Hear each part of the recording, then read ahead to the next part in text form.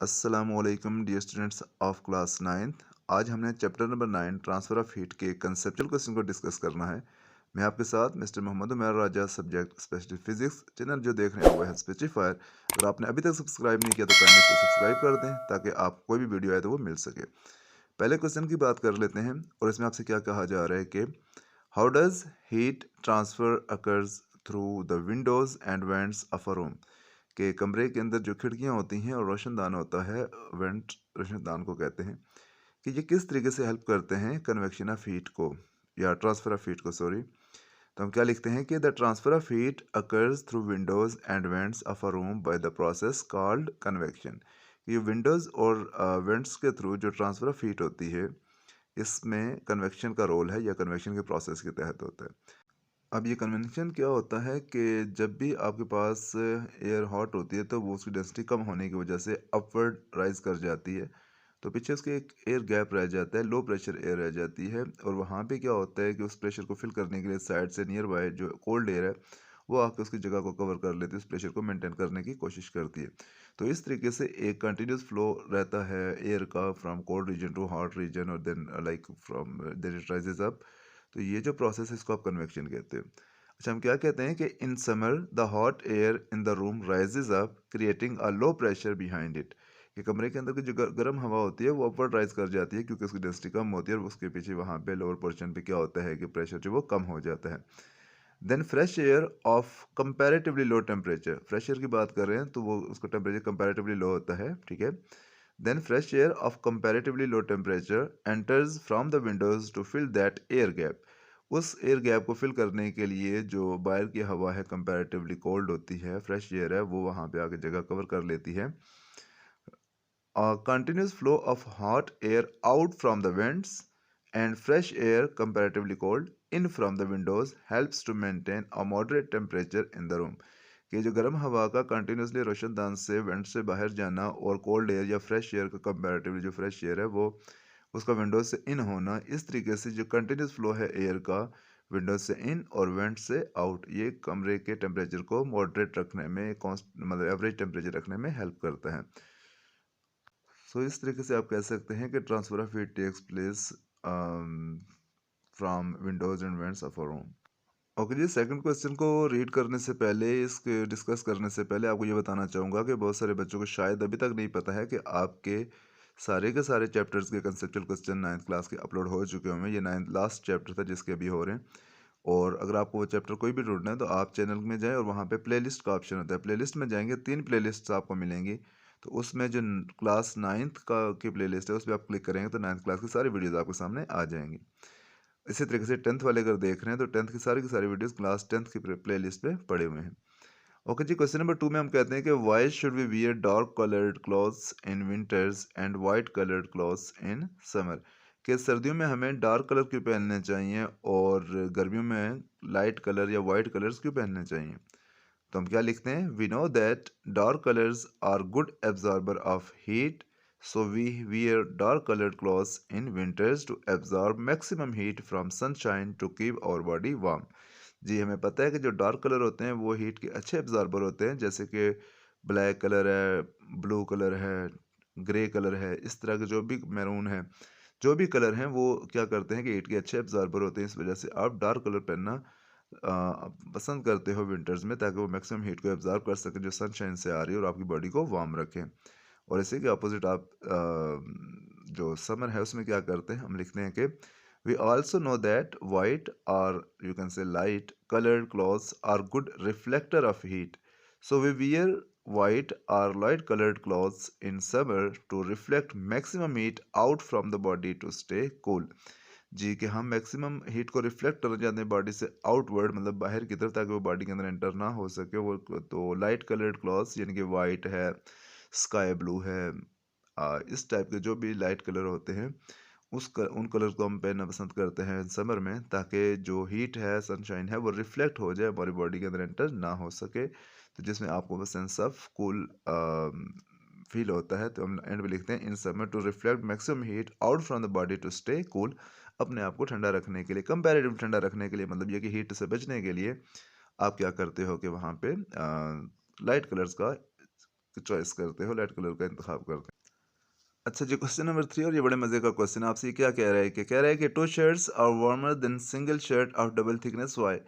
कि अगर आप एक डबल शर्ट पहनते हो, मीन्स पहले एक शर्ट पहनते हो, उसके बाद दूसरी शर्ट ऊपर पहनते हो, दो शर्ट्स पहनते हो, तो वो ज़्यादा वार्मर कर रखती हैं आपकी बॉडी को, वो आपके लिए लाइक हीट को ज़्यादा प्रोटेक्ट करती है एज़ कम्पेयर टू कि एक शर्ट हो जिसकी थिकनेस डबल कर दी जाए, यानी कि थिकनेस दोनों की बराबर हो, तब भी जब आप दो shirt separately one after the other पहनते हो, एक के ऊपर दूसरे, तो वो ज़्यादा आपके लिए हीट लाइक आपको इंसुलेशन प्रोवाइड करती हैं हीट से, या यूँ समझ लें कि आपके लिए वो वार्मर साबित होती हैं एज़ कम्पेयर टू कि एक शर्ट हो और वो उसकी थिकनेस डबल कर दी जाए। ऐसा क्यों होता है? तो इसकी वजह क्या है, देख लेते हैं हम। हम कहते हैं कि two shirts when weared contain a layer of air between them. जी, जब आप दो शर्ट्स पहनते हो वन आफ्टर द अदर, तो एक के बाद जो दूसरी शर्ट है उसके बीच में क्या होता है कि एयर गैप रह जाता है, एयर रह जाती है वहाँ पे। ठीक है, उस जो दो शर्ट्स के बीच में गैप है वहाँ पे बेसिकली एयर होती है। As air is bad conductor of heat, so rate of flow of heat decreases. जी बिल्कुल ऐसे ही है कि जब आप दो शर्ट्स पहन रहे होते हो उसके बीच में एक एयर की लेयर होती है, और एयर जो है बैड कंडक्टर ऑफ हीट है, तो वो इस तरीके से वो इंसुलेशन प्रोवाइड करती है कि हीट आपकी बॉडी से बाहर ट्रांसफर ना हो। ये बात आपको पता होना चाहिए कि अक्सर हम इस चीज़ को यूँ समझ रहे होते हैं कि जी हमें लाइक ठंड लग, तो बाहर से ठंड हमारी बॉडी में आ रही, ऐसा नहीं होता। जब भी दो टेम्परेचर डिफरेंस होता है कहीं पे, तो हीट हमेशा हाई टेम्परेचर से लोअर की तरफ मूव करती है, यानी कि आपकी बॉडी से टेम्परेचर या हीट बाहर जा रही होती है, जिसकी वजह से आपकी बॉडी में हीट की डेफिशिएंसी हो जाती है, जिसकी वजह से आपको वो कोल्ड फील हो रहा होता है या ठंड लग रही होती है, ठीक है ना। तो क्योंकि कोल्डनेस क्या है, it is nothing but the absence of heat. तो कभी भी ठंड ट्रांसफ़र नहीं होती, बेसिकली हीट ही ट्रांसफ़र हो रही होती है हॉट बॉडी से कोल्ड बॉडी की तरफ। इस केस में आपकी बॉडी जो हॉट बॉडी है, और जो एनवायरनमेंट है वो एक कोल्ड एनवायरनमेंट है या कोल्ड बॉडी आप कह सकते हैं, तो हीट आपकी बॉडी से बाहर ट्रांसफ़र होगी। मैं एक बार स्टार्ट से दोबारा पढ़ता हूँ कि two shirts when weared contain a layer of air between them, as air is bad conductor of heat, so rate of flow of heat decreases which keeps the body warmer. जी, और single shirt की अगर हम बात करें तो हम लिखते हैं कि while single shirt of double thickness can not prevent the heat, can not prevent the flow of heat to that extent, and heat flows by conduction from the body to outside. जी, तो ज़ाहिर है कि आपकी body के साथ जब shirt है और हाँ वो डबल थिकनेस की है, उसमें कंडक्शन के थ्रू हीट ट्रांसफ़र हो जाती है इन्वायरमेंट में बाहर, तो आपको एक ठंड का एहसास होता है या आपको ठंड लगती है एज़ कम्पेयर टू अगर आपने दो शर्ट्स पहनी हुई, तो उसमें जो एयर बीच में ट्रैप हो जाती है वो आपको ये ज़्यादा बेहतर इंसुलेशन प्रोवाइड करती है। जी, यहाँ पे क्वेश्चन नंबर 4 है कि a piece of copper and glass are heated to same temperature, why does the copper feel hotter than glass on touching them? जब आपने कॉपर और ग्लास को सेम टेम्परेचर पे हीट अप किया है, तो उसमें आपको कहता है जब आप टच करते हो तो कॉपर आपको ज़्यादा हॉट फील होता है एज़ कम्पेयर टू ग्लास। ऐसा क्यों होता है? हम लिखते हैं कि the specific heat capacity of copper is less than glass, जिसकी हीट कैपेसिटी कम होती है वो जल्दी हीट अप हो जाता है। तो यहाँ पे कॉपर की हीट कैपेसिटी कम है ग्लास से, तो वो जल्दी हीट अप हो जाएगा। So copper gets hot quicker than glass, and when we touch it heat flows to our body from the copper, giving us a sensation of hotness, जिससे हमें एक मतलब वो चीज़ गर्म फील होती है, क्योंकि कॉपर जो है उसकी एक तो स्पेसिफिक हीट कैपेसिटी कम है, सेकंड जो कॉपर है वो एक अच्छा कंडक्टर है हीट का, उसके अंदर फ्री इलेक्ट्रॉन्स भी होते हैं। तो जैसे ही आप उस कॉपर को टच करते हो, वो हीट जो है वो कॉपर से आपकी बॉडी में ट्रांसफर हो जाती है। और ग्लास की बात करो तो वो चूंकि इतना अच्छा कंडक्टर नहीं है हीट का, मतलब इनफैक्ट भी हमें यूँ कहना चाहिए कि वो बैड कंडक्टर ऑफ हीट है, इस वजह से जो वो हीट इतनी जल्दी ग्लास से आपकी बॉडी में ट्रांसफर नहीं होती। क्वेश्चन नंबर 5 में आपसे क्या कहा जा रहा है भाई? कह रहा है कि इन अ हाउस गीजर्स और water boiler is fitted in ground floor and still we get warm water at top floor without using pump, how is it possible? जी बताइए कि कैसे पॉसिबल है। क्या कह रहा है आपसे कि जब हम बात करें एक हाउस की, तो उसमें जो वाटर बॉयलर होता है या गीज़र होता है वो ग्राउंड फ्लोर पे फिट किया जाता है, लेकिन उसका जो वाटर है, हॉट वाटर, वो आप first floor, second floor, top floor, किसी भी फ्लोर पे यूज़ कर सकते हैं without using any kind of pump, के जो उसको पुश करके आप आई मीन पुश करे और ऊपर भेजे, ऐसा नहीं है। उसके बगैर भी, पंप के बगैर भी आप हॉट वाटर ले सकते हैं किसी भी फ्लोर के ऊपर। कैसे ये पॉसिबल है? तो आंसर क्या हम लिखते हैं कि it is due to convection of heat. जी, यहाँ पे मामलात सारे कन्वेक्शन से रिलेटेड हैं। देख लें क्या कह रहे हैं। It is due to convection of heat which takes place in water through pipeline to the top floor. जी, ये कन्वेक्शन होती है हीट की बेसिकली, कि जो पानी को लाइक टॉप फ्लोर तक गर्म करने में या गर्म पानी पहुँचाने में हेल्प करती है। कैसे? ऐसे, as water is heated in the boiler और गीजर्स, जैसे ही पानी को हीटअप किया जाता है बॉयलर या गीजर्स के अंदर, it rises up because of being less dense. बिल्कुल, क्योंकि ज़ाहिर है जब हीटअप होगा तो उसकी डेंसिटी कम हो जाएगी, डेंसिटी कम होगी तो अपवर्ड राइज करेगा। जी, it rises up because of being less dense and colder water, जो बाकी कोल्ड कोल्ड वाटर होता है, कंपैरेटिवली कोल्डर वाटर, इनके वहाँ से बॉयलर या उसी गीजर के अंदर, लेकिन कंपैरेटिवली जो कोल्ड वाटर होता है वो क्या करता है, and colder water comes to take its place. जी, वो उसकी जगह पे आ जाता है, फिर वो हीट अप होगा, वो अपवर्ड राइज होगा और ये साइकिल बना रहेगा। और हम क्या कहते हैं कि this cycle keeps on going and hot water reaches to all floors of a house. जी, जितने भी फ्लोर हाउस के फ्लोर हैं सबके ऊपर हॉट वाटर पहुंच जाएगा बिकॉज ऑफ कन्वेक्शन, क्योंकि जैसे बॉयल होगा वाटर अपवर्ड राइज करेगा और कोल्डर वाटर उसकी प्लेस ले लेगा, फिर वो हॉट होगा, वो अपवर्ड राइज करेगा। मीन्स कि this cycle will keep on going and you can get hot water at all floors of a house. Question number 6 है कि where will you get more heat from the wood fire? 1 meter above the woods or 1 meter in front of the woods? जी, कि अगर आप fire would के पास बैठे हुए हैं, wood fire के पास बैठे हुए हैं, यानी कि लकड़ी को आपने आग लगाई हुई है और उससे आप 1 मीटर के डिस्टेंस में, दो केसेस आपके साथ शेयर किए जा रहे हैं, आपके सामने रखे जा रहे हैं। एक केस ये है कि वुड फायर है, लेट से उसे एक 1 मीटर ऊपर आप रखते हैं, हैंड्स वगैरह वहाँ से आप उसकी हीट ले रहे हैं, या 1 मीटर उस साइड पे, मीन्स के उसके सामने बैठे हुए हैं।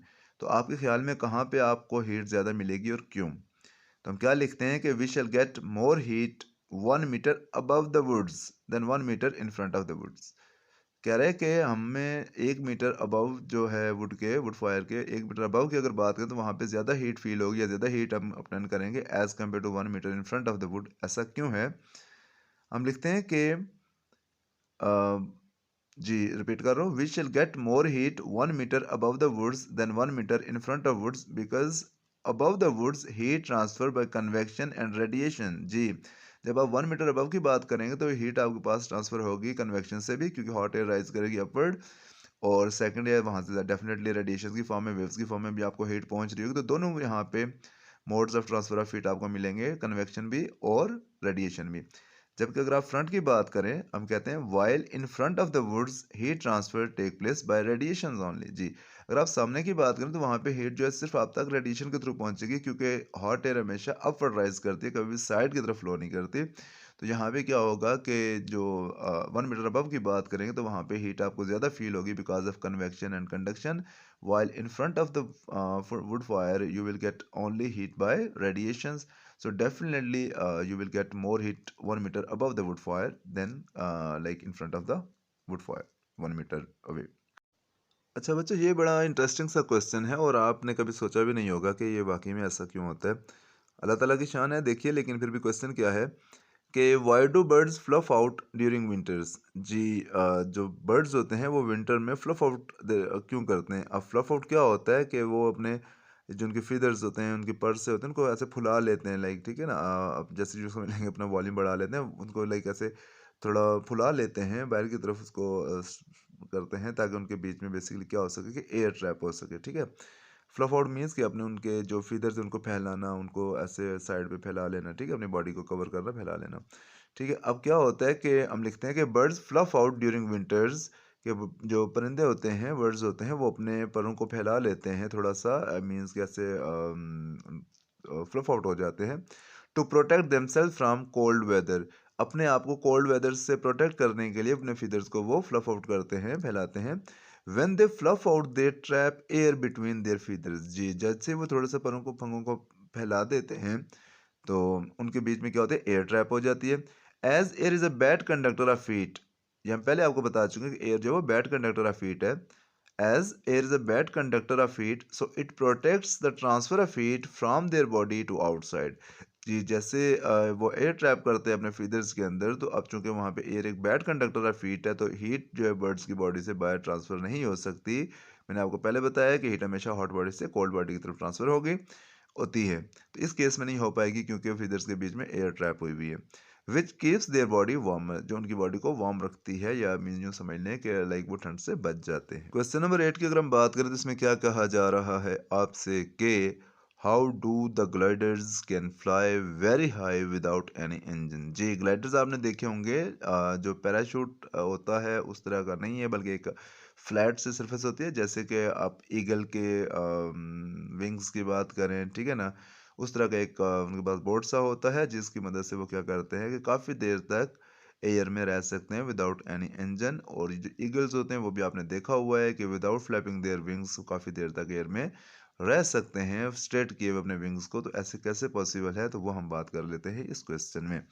हम कहते हैं कि gliders can fly very high in the air without any engine by using thermal current. जी, थर्मल करंट को यूज़ करते हुए वो काफ़ी देर तक, काफ़ी ऊपर तक फ्लाई कर सकते हैं एयर में। अब थर्मल करंट क्या है, हम बता देते हैं आपको।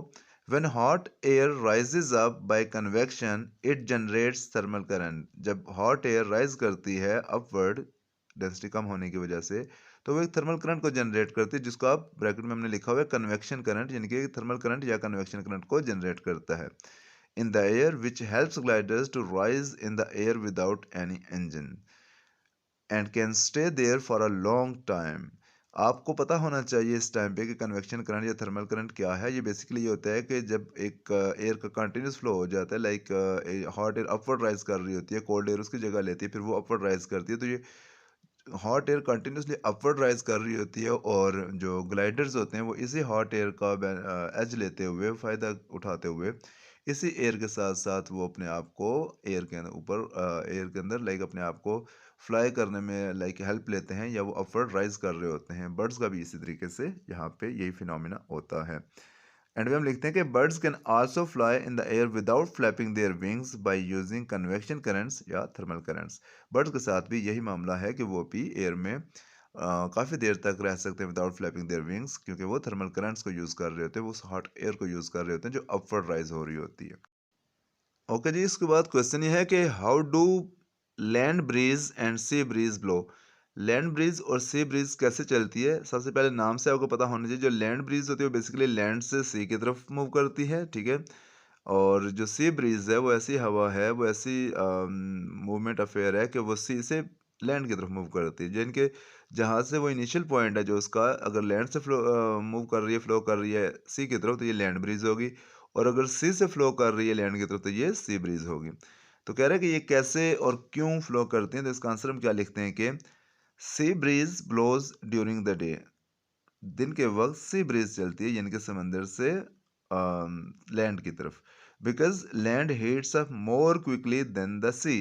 जी, क्योंकि लैंड की स्पेसिफिक हीट कैपेसिटी कम होती है, तो इस वजह से जब सनशाइन होती है तो वो जो लैंड है वो जल्दी हीट अप हो जाती है एज कम्पेयर टू सी, क्योंकि पानी का जो वाटर का स्पेसिफिक हीट कैपेसिटी वो सबसे ज़्यादा 4200 जाउल पर किलोग्राम। आपको ये बात पता है। फिर हम कहते हैं कि the hot air over the land rises and the cold air from the sea blows to replace it। बिल्कुल ऐसे ही है कि जो लैंड के ऊपर की हॉट एयर है वो अपवर्ड राइज कर जाती है, और वहाँ पे एक एयर गैप या लो प्रेशर बन जाता है। उस लो प्रेशर को फिल करने के लिए, एयर गैप को फिल करने के लिए समंदर के ऊपर जो ठंडी हवा होती है कंपैरेटिवली वो ब्लो करती है लैंड की तरफ। तो इसका मतलब है कि ये सी ब्रीज है, क्योंकि वह सी से स्टार्ट हो रही है, लैंड की तरफ जा रही है। दिस हम कहते हैं कि दस there is a sea breeze during the day. तो इस वजह से दिन के वक्त सी ब्रीज चलती है। और अगर नाइट की बात करें तो हम लिखते हैं कि at night the reverse happens. जी, रात के वक्त इसका उल्टा मामला होता है। वो कैसे कि the land cools more quickly than the sea. जी, चूंकि लैंड की स्पेसिफिक हीट कैपेसिटी कम है, तो मैंने आपको बताया था कि जो जितनी जल्दी हीट गेन करती है उतनी ही जल्दी लॉस भी कर देती है, लूज भी कर देती है। तो इसमें क्या होता है कि जब हीट डे टाइम पे, तो ज़रा डेफिनेटली लैंड ने ज़्यादा एब्जॉर्ब की, वो हीट अप हो गई थी। लेकिन जैसे ही सन सेट होता है, सूरज गुरूब होता है, उसके बाद से क्या होता है कि लैंड जो होती है वो अपनी हीट रिलीज करना स्टार्ट कर देती है। सी भी करता है, लेकिन सी की जो स्पेसिफिक हीट कैपेसिटी वो ज़्यादा है, इस वजह से वो स्लोली रिलीज करेगा, जबकि लैंड जल्दी से क्विकली रिलीज कर देगा, उसका टेम्परेचर जल्दी फॉल डाउन हो जाएगा। तो हम क्या कहते हैं कि at night the reverse happens, the land cools more quickly than the sea. The hot air over the sea rises and the cold air from the land blows to replace it, which is called land breeze। जी, इसी तरीके से जब ज़ाहिर है कि land का temperature कम होता है और सी का टेम्परेचर कंपैरेटिवली ज़्यादा होता है रात के वक्त, ठीक है, तो क्या होता है कि जो समंदर के ऊपर की, सी के ऊपर की एयर है वो अपवर्ड राइज करती है, क्योंकि वो हॉट एयर है कंपैरेटिवली। और उस जगह पे जो एयर गैप बनता है उसको फिल करने के लिए लैंड से ब्रीज या एयर फ्लो करती है सी की तरफ। तो चूंकि ये लैंड से सी की तरफ जा रही है, तो इसको हम कहेंगे ये लैंड ब्रीज है, ठीक है ना। तो रात के वक्त लैंड ब्रीज का फ्लो होता है और डे टाइम पे सी ब्रीज चलती है, ठीक है। अच्छा, लास्ट क्वेश्चन की बात कर लेते हैं और इसमें आपसे कहा जा रहा है कि why are freezers compartments at the top of refrigerator. जी, रेफ्रिजरेटर की बात करें, फ्रिज की बात करें, तो उसमें क्या होता है कि जो फ्रीज़र कंपार्टमेंट है, जो एयर को कूल डाउन करता है, वो अपर पोर्शन में रखा जाता है, फ्रीज़र के अपर पोर्शन में। ऐसा क्यों होता है? तो हम लिखते हैं कि freezer compartments are fixed at the top of refrigerators to make the convection of heat easy. यहाँ पे भी कन्वेक्शन का रोल है, ठीक है ना। कह रहे हैं कि कंपार्टमेंट्स को फ्रिज के टॉप पे लगाया जाता है, अपर पोर्शन में लगाया जाता है, ताकि कन्वेक्शन ऑफ हीट स्मूथ हो सके, बेहतर हो सके। कैसे? When air is cool down at freezer compartment क्या करता है कि जो एयर होता है उसको कूल डाउन करता है। जब कूल डाउन होता है तो क्या होता है, its density increases and sinks down. कि ज़ाहिर है जब उसकी डेंसिटी इंक्रीज हो जाएगी तो उसका वेट बढ़ जाएगा और वो डाउनवर्ड, जैसे कि हॉट एयर डेंसिटी कम होने की वजह से अपवर्ड राइज करती है, वैसे ही कोल्ड एयर डेंसिटी ज़्यादा होने की वजह से डाउनवर्ड फॉल करेगी, डाउनवर्ड सिंक होगी, मतलब नीचे की तरफ मूव करेगी। जब नीचे की तरफ मूव करेगी वहाँ पे एक एयर गैप बन जाएगा या कंपैरेटिवली लो प्रेशर हो जाएगा। उसको फिल करने के लिए क्या होगा, and hot air from the lower portion of refrigerator rises up. बिल्कुल, तो जो हॉट एयर है वो अपवर्ड राइज होगी उस गैप को फिल करने के लिए, ठीक है। दिस प्रोसेस और कन्वेक्शन, जहाँ पे चूंकि ट्रांसफर ऑफ हीट है तो इसमें हम कन्वेक्शन का नाम यूज कर रहे हैं। This process means convection is repeated again and again for cooling purpose in the fridge और यू कैन से रेफ्रिजरेटर। तो बच्चों, यहाँ पे होते हैं आपके क्वेश्चन कंप्लीट। उम्मीद है कि आपको बातें समझ आई होंगी। आप लोगों से रिक्वेस्ट ये है कि अगर आप अभी तक चैनल पे नए हैं या सब्सक्राइब नहीं किया तो सब्सक्राइब करें, अपने फ्रेंड्स को इनवाइट करें, ठीक है। मेरे लिए दुआ लाजमी किया करें और अपने प्यारों का, अपने ख़ास लोगों का, अपने रिश्तेदारों का, सबका ख्याल रखें और बने रहिए स्पेसिफायर के साथ, क्योंकि यहाँ पे है फिज़िक्स।